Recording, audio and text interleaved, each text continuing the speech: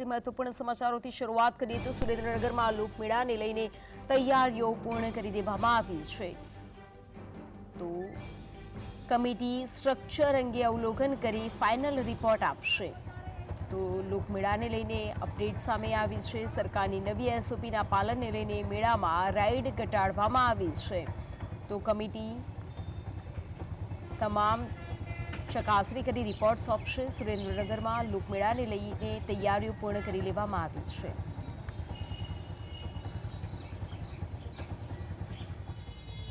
વધુ વિગતો સાથે સંવાદદાતા ફઝલ લાઈવ જોડાઈ ગયા છે. ફઝલ, તમામ તૈયારીઓ પૂર્ણ કરી દેવામાં આવી છે. હવે સ્ટ્રક્ચર જે છે તેને લઈને તમામ સમીક્ષા રિપોર્ટ રજૂ કરવામાં આવશે. શું છે વધુ માહિતી? ખાસ કરીને જો ચોક્કસથી વાત કરવામાં આવે તો સુરેન્દ્રનગર જિલ્લામાં 3 મેળાઓ જન્માષ્ટમીના નિમિત્તે ભરાતા હોય છે. ત્યારે વઢવાણ, સુરેન્દ્રનગર અને ધાંગધ્રામાં લોકમેળા યોજવામાં આવતા હોય છે. ત્યારે સરકાર દ્વારા આ વખતે નવી એસઓપી લાગુ કરવામાં આવી છે. રાજકોટ ગેસ ઝોનની ઘટના બન્યા બાદ લોકોની સલામતીને લઈ અને નવી એસઓપી જાહેર કરવામાં આવી છે. તેનું કડક પાલન કરવું જરૂરી છે. ત્યારે મેળા સંચાલકો સાથે આ મુદ્દે 3 વખત જે પ્રશાસન વિભાગ છે તેમના દ્વારા બેઠક યોજવામાં આવી હતી અને આ તમામ એસઓપીનું પાલન કરવા અંગેની સૂચનાઓ આપવામાં આવી હતી. જોકે હાલમાં જે મેળાની તૈયારીઓ છે તે પૂર્ણ કરી દેવામાં આવી છે. મેળા સંચાલકોએ ફિટનેસ સર્ટી લઈ લીધા છે અને ખાસ કરીને જે મેળાનું જે ગ્રાઉન્ડ છે તેનો 2 કરોડનો વીમો હોય છે તે પણ ઉતરાવી લેવામાં આવ્યો છે. પરંતુ હજુ પણ કમિટીનો ફાઇનલ રિપોર્ટ બાકી છે.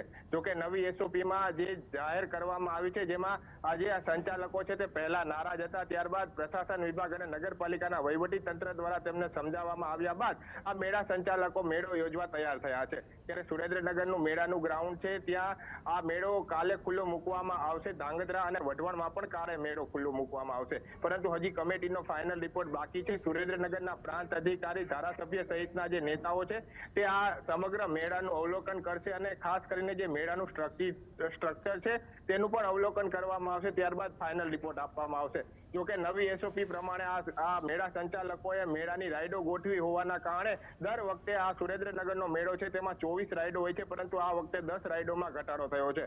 માત્ર 14 રાઇડોની મજા જ સુરેન્દ્રનગર શહેરીજનો માણી શકશે. ત્યારે ઉલ્લેખનીય છે કે ફાઇનલ કમિટીનો રિપોર્ટ આ સાંજ સુધીમાં રજૂ કરી દેવામાં આવશે અને ત્યારબાદ કાલે આ લોકમેળો લોકોની જે ઉત્સાહ પ્રેમી જનતા છે તે મજા માણી શકે તે માટે ખુલ્લો મૂકવાની તૈયારી તંત્ર દ્વારા હાલ હાથ ધરવામાં આવી છે. જી ફસલ, આપે જણાવ્યું કે દર વખતે 24 જેટલી રાઇડો રાખવામાં આવે છે. આ વખતે 14 જેટલી રાઇડો ઘટાડી દેવામાં આવી છે. એસઓપીના નિયમ પ્રમાણે આ ઘટાડો કરવામાં આવ્યો છે. સંચાલકોમાં આ જે નિર્ણય લેવામાં આવ્યો છે તેને લઈને શું રોષ જોવા મળી રહ્યો છે?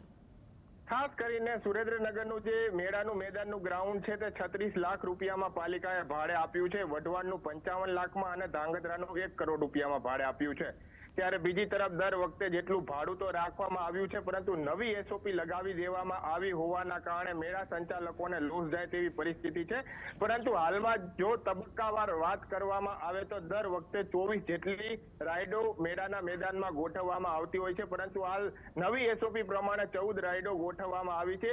જો કે હવે આ રાઇડો 14 છે એટલે ભાડું પણ વધારવામાં આવશે. દર વખતે 50 થી 60 રૂપિયા આ એક રાઇડનું ભાડું હોય છે, પરંતુ આ વખતે મેળા સંચાલકોને તે પોસાય તેટલું ન હોવાના કારણે 100 થી 120 જેટલું ભાડું રાખી શકે તેવી શક્યતાઓ વ્યક્ત કરવામાં આવી રહી છે. હજુ તંત્ર દ્વારા કોઈ ભાવ બંધારણું મેળાનું જાહેર નથી કરવામાં આવ્યું, એટલે મેળા સંચાલકો ખુલ્લેઆમ ભાવ લઈ શકે તેવી પરિસ્થિતિ છે. એટલે મેળા સંચાલકો આ વખતે ભાવ વધારશે તો લોકોને લોસ જશે, એટલે પરિણામ તો લોકોને જ ભોગવવું પડશે. કારણ કે 14 રાઇડો જ માત્ર રાખવામાં આવી છે, તેની સામે ભાડું 35 લાખથી લઈ 1 કરોડ સુધી વસૂલવામાં આવ્યું છે. એટલે આ લોકો પાસેથી જ પૈસા કાઢવાની વાત છે, એટલે લોકોને જ ભોગવવું પડશે અને રાઇડોના વધુ ભાવ આપવા માટે લોકો પણ મજબૂર બનશે. એટલે કાંઈ ના કાંઈ પ્રકારે હાલમાં સંચાલકો આ મુદ્દે વિચારણા કરી રહ્યા છે અને ભાવ વધારો કરવા અંગેનો વિચારણા પણ કરી રહ્યા છે. પરંતુ આ સાંજ સુધીમાં જે ફાઇનલ રિપોર્ટ આપી દેવામાં આવશે ત્યારબાદ આ મેળો ખુલ્લો મૂકવામાં આવવાનો છે. જી ફસલ, રાઇડો તો ઓછી કરવામાં આવી છે. આ સાથે આખા મેળાને લઈને બીજા કયા કયા ફેરફારો આ વખતે જોવા મળવાના છે? ખાસ કરીને જો વાત કરવામાં આવે તો નવી એસઓપી પ્રમાણે આ જે ગ્રાઉન્ડ છે તેનો 2 કરોડ રૂપિયાનો વીમો ઉતરાવવામાં આવ્યો છે. સુરેન્દ્રનગરમાં 3 મેળા યોજાય છે, 3 ગ્રાઉન્ડના 2 કરોડ રૂપિયાના વીમાઓ ઉતારવામાં આવ્યા છે. ખાસ કરીને જો પીજીવીસીએલ વિભાગની વાત કરવામાં આવે તો પીજીવીસીએલ વિભાગ દ્વારા પોતાનું અલગ એક ઇન્ફ્રાસ્ટ્રક્ચર મેળાના મેદાનોમાં ઊભું કરવામાં આવ્યું છે. કોઈ શોર્ટ સર્કિટની ઘટના ન બને તે અંગેનો ખ્યાલ રાખવામાં આવ્યો છે. નવી એસઓપી પ્રમાણે બે રાઇડો વચ્ચે 10 ફૂટનું અંતર રાખવામાં આવ્યું છે, એટલે ચોક્કસથી તેને લઈને રાઇડોમાં ઘટાડો થયો છે.